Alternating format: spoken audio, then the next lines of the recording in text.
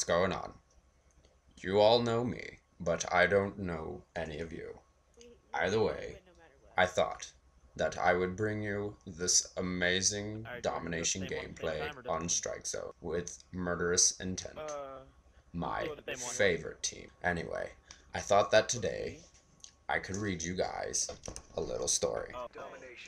And this story today is called Story of the Eye by George Batali. They're gonna try to get C first. So. I don't know. Some Italian fella. Let's go get it from him. Anyway, Yeah, that's right. let's get started. Part 1. Boy, The Tale. Chapter 1. The Cat's Eye. I grew up very much alone. As far back as I recall, I was frightened of anything sexual. I was nearly 16 when I met Simone, a girl my own age, at the beach in X. Our families being distantly related, we quickly grew intimate. 3 days after our first meeting, Simone and I were alone in her villa. She was wearing a black pinafore with a starch white collar. I began realizing that she shared my anxiety at seeing her, and I felt even more anxious that day, because I hoped she would be naked under that pinafore. She had black silk stockings on, covering her knees, but I was unable to see as far up as the cunt. This name, which I always used with Simone, is, I think, by far the loveliest name for the vagina. It merely struck me that by slightly lifting the pinafore from behind, I might see her private parts unveiled.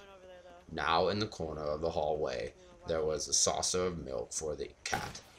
"Milk is for the pussy, isn't it?" said Simone. "Do you dare me to sit in the saucer?" "I dare you," I answered, almost breathlessly. The day was extremely hot. Simone put the saucer on her small bench, planted herself before me, and, with her eyes fixed on me, she sat down without me being able to see her burning buttocks under the skirt, dripping into the cool milk. The blood shot to my head, and I stood before her a while, immobile and trembling, as she eyed my stiff cock bulging in my pants. Then I lay down at her feet without her stirring, and for the first time I saw her pink and dark flesh cooling with the white milk.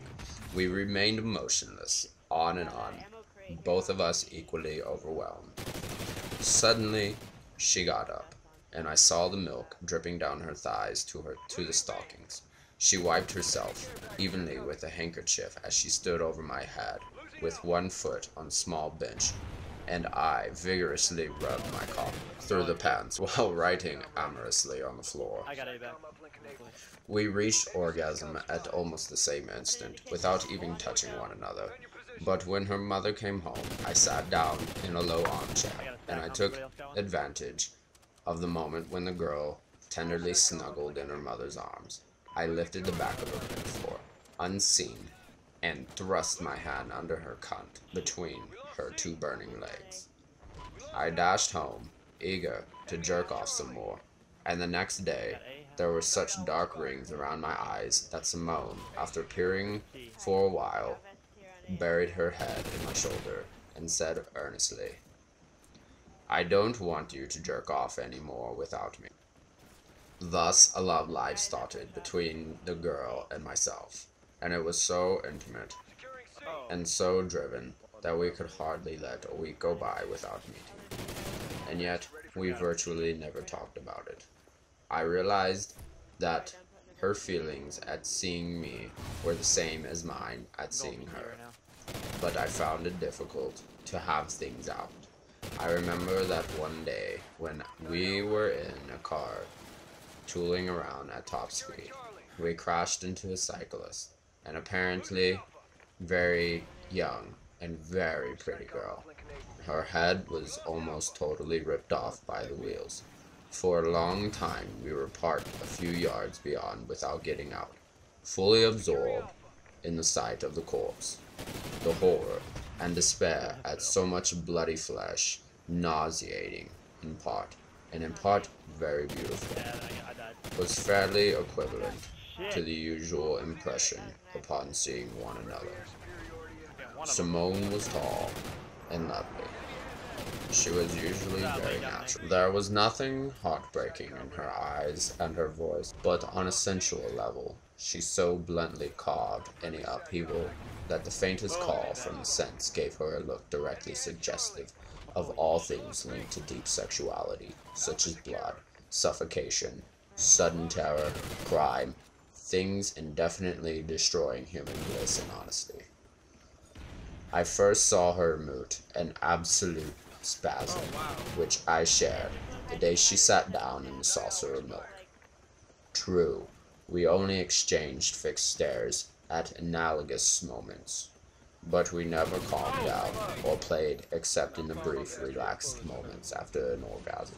25 kill streak, are you fucking kidding me? I ought to say, nevertheless, that we waited a long time before copulating. We merely took an opportunity to indulge in unusual acts. We did not lack modesty, on the contrary, but something urgently drove us to defy modesty together as modestly as possible. Thus, no sooner had she asked me never to jerk off again by myself, we had met on top of a cliff. Then she pulled down my pants and had me stretch out on the ground. She tucked her dress up, mounted my belly with her back towards my face, and let herself go, while I thrust my fingers, lubricated with my young jism, into her cunt. Next, she lay down with her hands under my cock between my legs, and thrusting her cunt in the air, she brought her body down towards me, while I raised my head to the level of that cunt. Her knees found support on my shoulders. "Can you pee up to my cunt?" she said. "Yes," I answered. "But with you like this, I'll get on your dress and your face."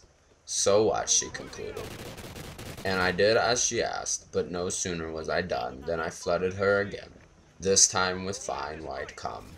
Meanwhile, the smell of sex mixed with the smell of wet linen, our naked bodies, and the cum. Evening was gathering, and we stayed in that extraordinary position, tranquil and motionless, when all at once we heard steps crumpling the grass. "Please don't move, please," Simone begged. The step halted, but it was impossible to see who was approaching. Our breathing had stopped together. Simone's ass, raised aloft, did strike me as an all-powerful entreaty, perfect as it was, with its two narrow, delicate buttocks and its deep crevice, and I never doubted for an instant that the unknown man or woman would soon give in and feel compelled to jerk off endlessly while watching that ass. Now, the steps resumed, faster this time, almost running, and suddenly a ravishing blonde girl loomed into view.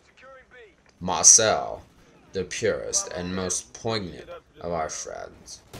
But we were too strongly contracted in our dreadful position to move even a hair's breadth, and it was our unhappy friend who suddenly collapsed and huddled in the grass amid sobs.